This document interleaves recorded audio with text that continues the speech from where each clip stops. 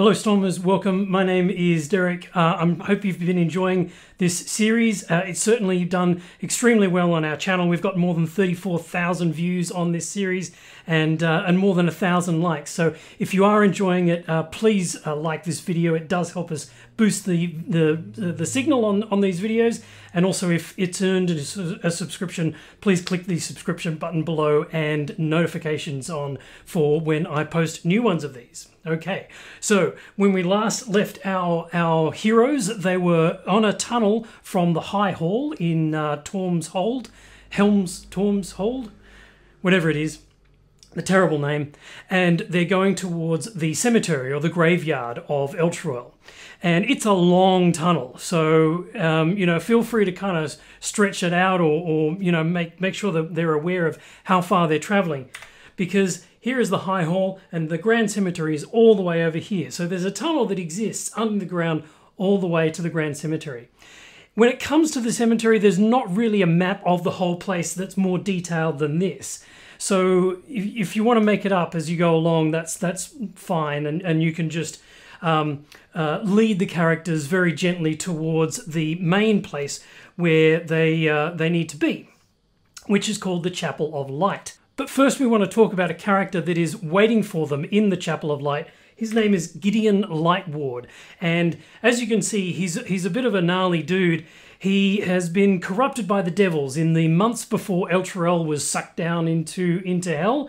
The devils appeared to him as angels and started to corrupt him, which kind of seems like a bit of a dick move. I mean, you know, he's there and he's a cleric or a druid, I think, and you know, they appeared to him as angels and started to offer him all this more power so that he could fight the demon horde that was coming along. And he, you know, he was not a bit blameless either, because he took that power and started to work with the devils and started to you know, slowly move over to the dark side. So he got corrupted, his mind started to slip, and he started to, you know, write down his thoughts as a raving madman, and his sanity was gone, and he was left with no free will and completely taken over by Zariel and a pawn. When Eltruel got sucked down into hell, he died, and this is his zombie corpse that is now walking around the cemetery and kind of affecting it there. He's a bit of a badass because he's challenge level 6 and he's got quite a number of different abilities that he can do to make life very hard for the players, but there is a way around it, and I'll get to that in a minute. So the place that we're going to is the City of Light, and I won't go through all of the rooms here, but just to talk about the Walk of Bravery here.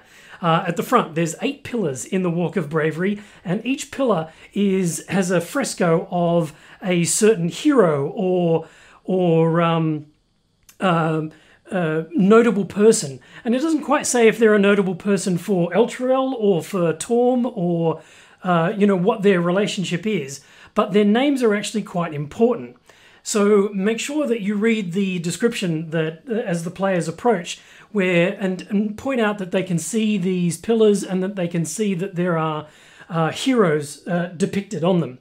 If you speak that hero's name, the pillar starts to glow, and in a 5-foot radius, any undead creature within that 5-foot radius will take 5 points of damage at the beginning of their turn, or if they start their turn there. That's a bit of a big deal because in each one of these pillars is an undead. It's either a spectre or a shadow, and this can be quite a hard fight. Only 7 of them attack the players. There is one that nicks off and goes to tell Gideon that there are people coming into the chapel.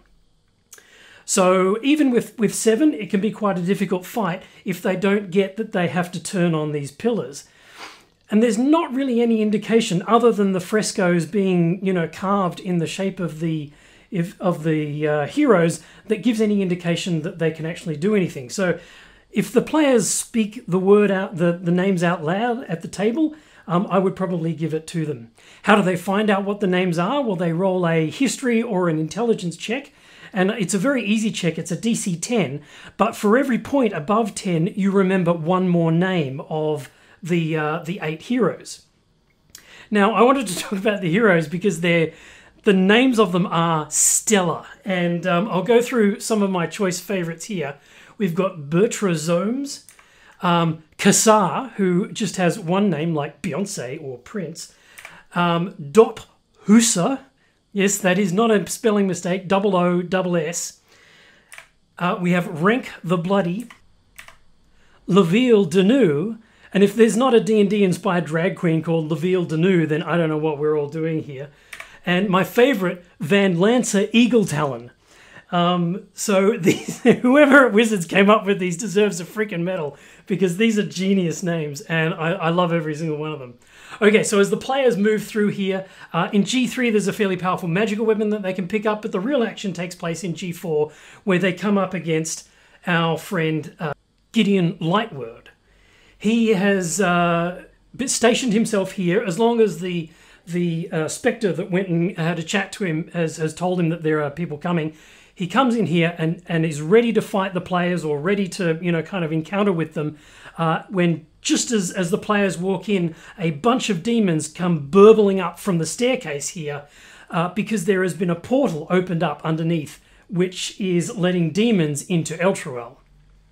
So because of he's been corrupted by the devils, he has a pathological hatred of demons and will forget about the players entirely and turn his attention almost exclusively to fighting the demons that have come up the stairs and his little minions that are there.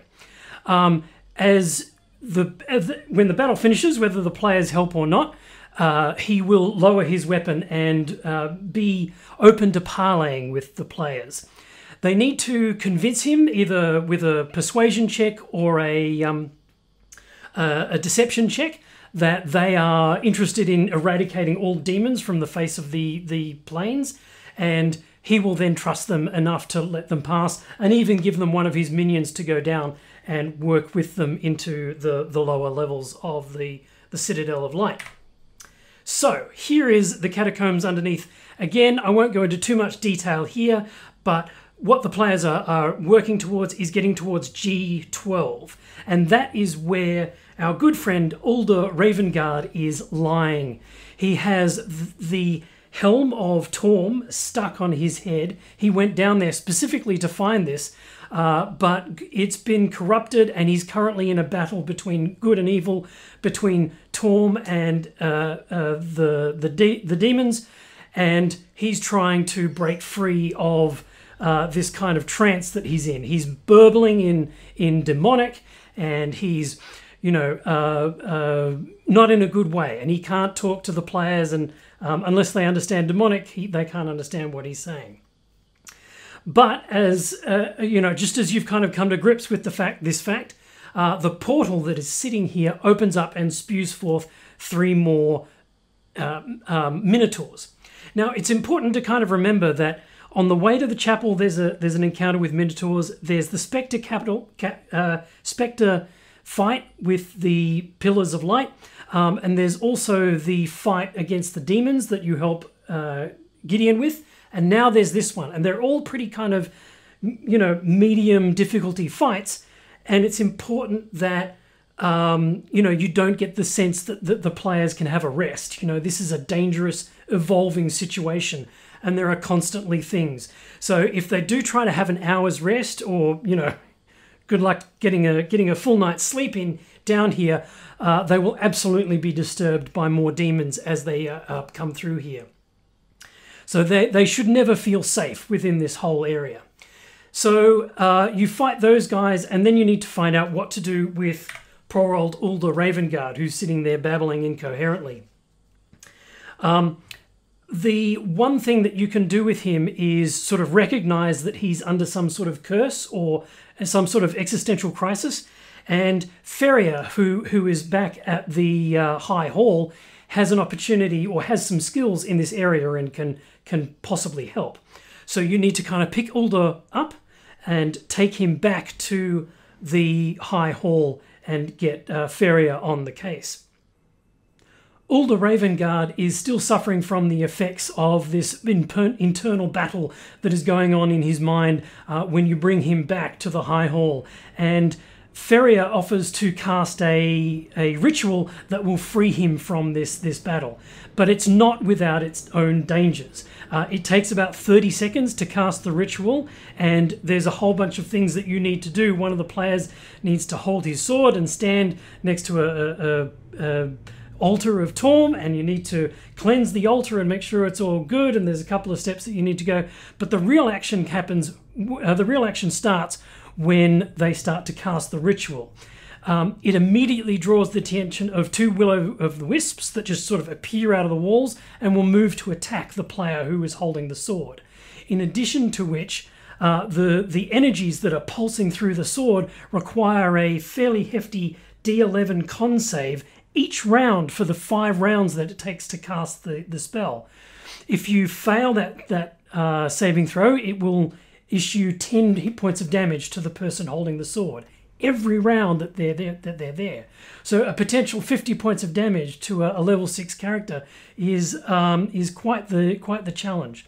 So they would do well to have a rest before they attempt this ritual.